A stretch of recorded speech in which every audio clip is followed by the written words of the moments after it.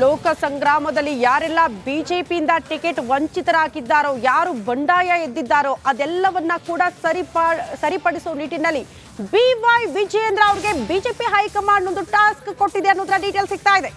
BJP ರಾಜ್ಯಾಧ್ಯಕ್ಷರಿಗೆ ಸಂದೇಶವನ್ನ ರವಾನೆ ಮಾಡಿದೆ ಬಿಜೆಪಿ ಹೈಕಮಾಂಡ್. ಹಾಗಾದ್ರೆ ವಿಜಯೇಂದ್ರ ಅವರಿಗೆ ಹೈಕಮಾಂಡ್ ನೀಡಿರುವ ಮೆಸೇಜ್ ಏನು? ಲೋಕ ಕದನ ತಯಾರಿಯಲ್ಲಿರುವ ಬಿಜೆಪಿಯ ರೆಬಲ್ಸ್ ಟೆನ್ಷನ್ ಸಹಜ ಇದೆ. ಕೆಲವರು ಬಂಡಾಯ ಎದ್ದಿದ್ದಾರೆ, ಅಸಮಾಧಾನದ ಹೊಗೆ ಆಡ್ತಾ ಇದೆ.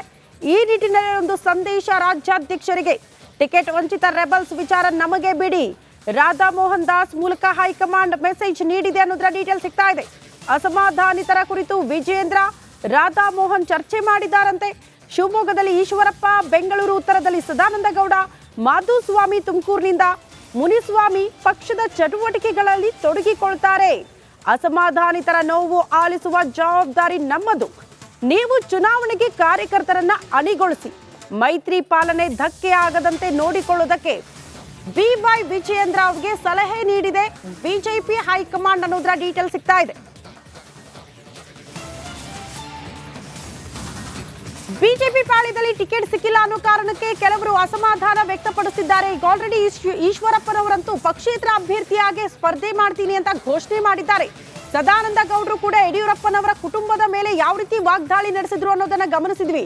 ಇನ್ನ ತುಮಕೂರಲ್ಲಿ ವಿ ಸೋಮಣ್ಣ ಅವರಿಗೆ ಟಿಕೆಟ್ ಕೊಟ್ಟಿದ್ದಾರೆ ಅನ್ನೋ ಕಾರಣಕ್ಕೆ ಮಾಧುಸ್ವಾಮಿ ಅವರು ಕೂಡ ಅಸಮಾಧಾನ ವ್ಯಕ್ತಪಡಿಸಿದ್ದಾರೆ. ಹಾಗಾಗಿ ಇವರೆಲ್ಲರ ಅಸಮಾಧಾನಿತರ ಸಮಾಧಾನ ಪಡಿಸುವ ಜವಾಬ್ದಾರಿ ನಮ್ಮದು. ಬಟ್ ನೀವು ಕಾರ್ಯಕರ್ತರನ್ನ ಚುನಾವಣೆಗೆ ಅಣಿಗೊಳಿಸಿ, ಪಕ್ಷ ಸಂಘಟನೆಯ ವಿಚಾರ, ಚುನಾವಣೆಯ ತಂತ್ರಗಾರಿಕೆ ಆ ಕಡೆ ನೀವು ಗಮನ ಕೊಡಿ. ಈ ಅಸಮಾಧಾನಿತರನ್ನ ಸಮಾಧಾನ ಪಡಿಸುವ ಜವಾಬ್ದಾರಿಯನ್ನ ನಮಗೆ ಬಿಡಿ ಅಂತ ಬಿಜೆಪಿ ಹೈಕಮಾಂಡ್ ಒಂದು ಸಂದೇಶ ಕೊಟ್ಟಿದೆ BY ವಿಜಯೇಂದ್ರ ಅವರಿಗೆ ಅನ್ನೋದರ ಡೀಟೇಲ್ ಸಿಗ್ತಾ ಇದೆ.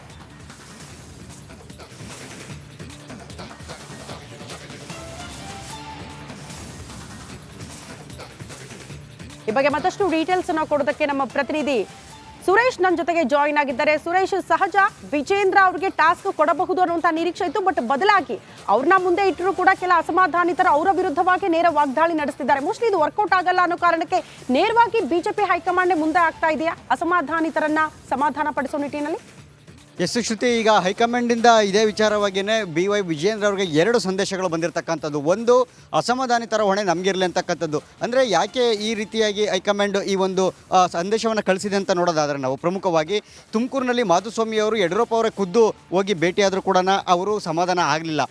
ಹಾಗಾಗಿ ಒಂದು ಕಡೆಗೆ ಮತ್ತೊಂದು ಕಡೆಗೆ ನೋಡೋದಾದ್ರೆ ಬೆಂಗಳೂರು ಉತ್ತರದಲ್ಲಿ ಸದಾನಂದ ಗೌಡರು ಈವರೆಗೂ ಕೂಡ ಎಲ್ಲೋ ಒಂದು ಕಡೆ ಅಂದರೆ ಅಸಮಾಧಾನಿತದಿಂದಲೇ ಇರ್ತಕ್ಕಂಥದ್ದು, ಬೂದಿ ಮುಚ್ಚಿದ ಕೆಂಡದಂತೆ ಇರ್ತಕ್ಕಂಥದ್ದು.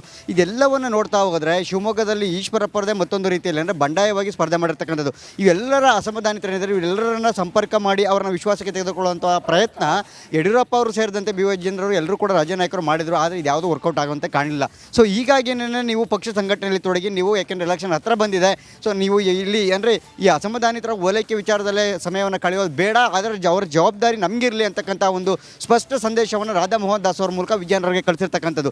ಇದರ ಜೊತೆಗೆ ಮತ್ತೊಂದು ಸಂದೇಶ ಶ್ರುತಿ, ಏನು ಈಗ ಒಂದು ಎಲೆಕ್ಷನ್ ಟ್ರೆಂಡ್ ಸೃಷ್ಟಿಯಾಗಬೇಕಾಗಿರ್ತಕ್ಕಂಥ, ಯಾಕೆಂದರೆ ಅಭ್ಯರ್ಥಿಗಳ ಆಯ್ಕೆಯ ಕಸರತ್ತು ಬಹುತೇಕ ಮುಗಿದಿರ್ತಕ್ಕಂಥದ್ದು.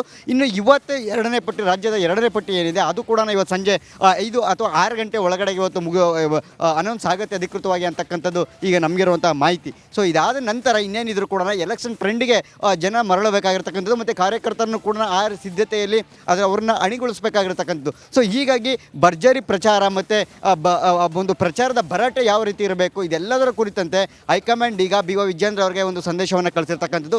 ಇದೇ ನಿಟ್ಟಿನಲ್ಲೇ ಏನು JDS ನಾಯಕರು ಇದ್ದಾರೆ ಅವರು ಮತ್ತು BJP ನಾಯಕರು ಇಬ್ಬರು ಕೂಡ ಒಗ್ಗಟ್ಟಾಗಿ ಪ್ರಚಾರವನ್ನು ಅಬ್ಬರವನ್ನು ಶುರು ಮಾಡಬೇಕು ಅಂತಕ್ಕಂಥ ಒಂದು ಸಂದೇಶವನ್ನು ಹೇಳಿರ್ತಕ್ಕಂಥದ್ದು. ಜೊತೆಗೆ ತಳಮಟ್ಟದಲ್ಲಿ JDS ಕಾರ್ಯಕರ್ತರು ಏನಿದ್ದಾರೆ ಆ JDS ಕಾರ್ಯಕರ್ತರನ್ನು ಕೂಡ ಒಗ್ಗಟ್ಟಾಗಿ BJP ಕಾರ್ಯಕರ್ತರ ಜೊತೆ ಒಂದುಗೂಡಿಸಿ ಅವರನ್ನು ಕೂಡ ಪ್ರಚಾರಕ್ಕೆ ಕಳಿಸುವಂಥದ್ದು.